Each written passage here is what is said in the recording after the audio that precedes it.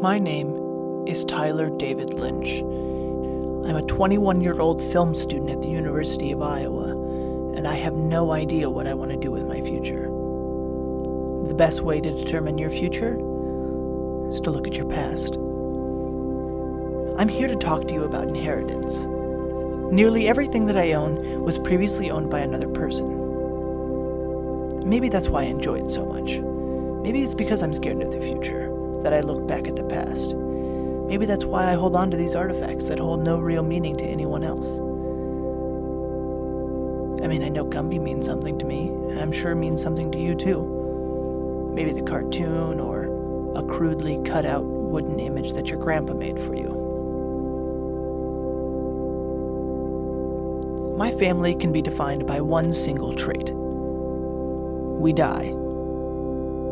And I know everyone dies, but our family has a very special way that we deal with death. It happens when you're young, it happens unexpectedly, and it happens under tragic circumstance. For example, in 2001, my grandma, age 63, was diagnosed with lung cancer. And I know what you're thinking, cancer is incredibly common. However, it doesn't progress in 7 days, leaving the person completely incapacitated, and at the end of that week, dead.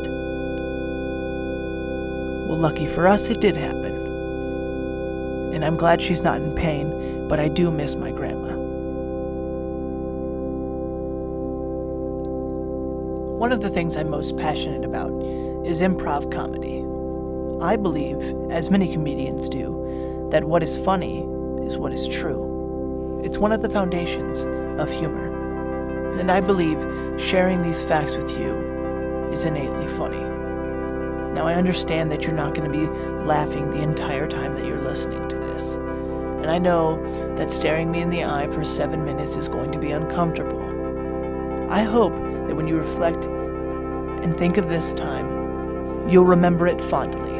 And you'll look back and think, gee, I wish I could talk to that kid some more. And you can. Just send me an email.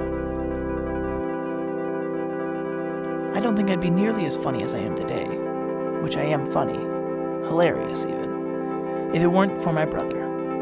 My brother is 8 years older than me and the funniest person I've ever met. When I was younger, him and my cousin Dean used to have this mock radio show where they would talk and tell stories into a karaoke machine.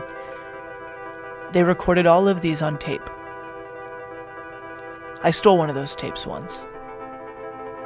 My brother gave me his backpack, the backpack that he used for 6 years, and that I have currently used for 9.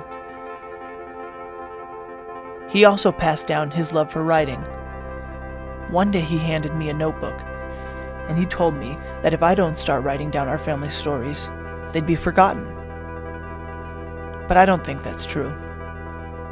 I mean, everything that I own is a story of my family. Every shirt, every record, every film, and most of my blankets are direct stories of my family's history.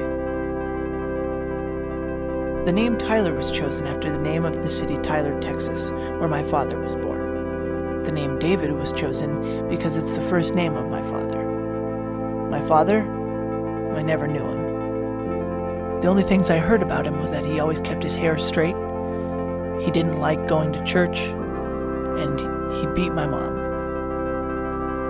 He was also a drug addict, but when I was growing up, everyone was.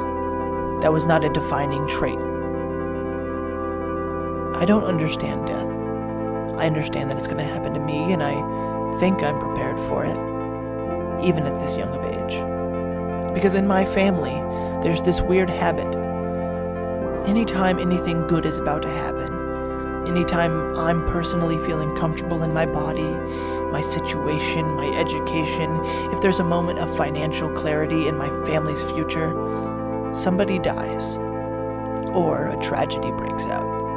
For instance, the most recent tragedy, my mom's house flooded 3 days before my sister's wedding in that house.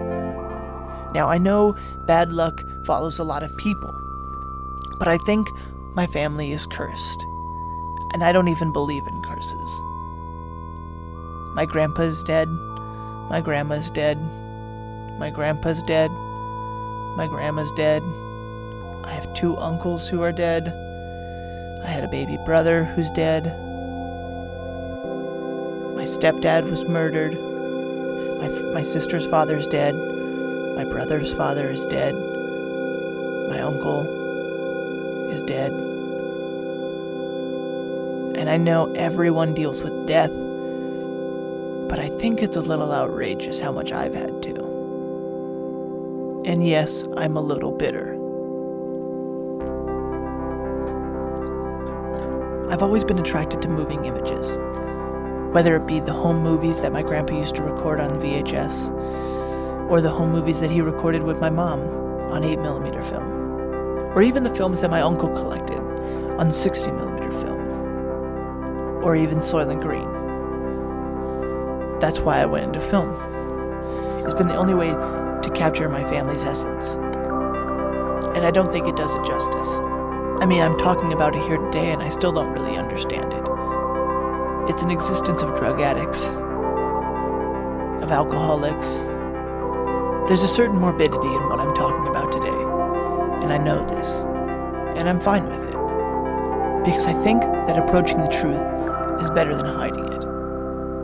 Remember how I said I was funny? My attempt here today wasn't to make you laugh, but it was to be honest. Maybe when you look back at watching this video, you'll think, gee, maybe that guy isn't the funniest, but he sure is honest. And there is something funny about that. There's something funny about duct tape and string.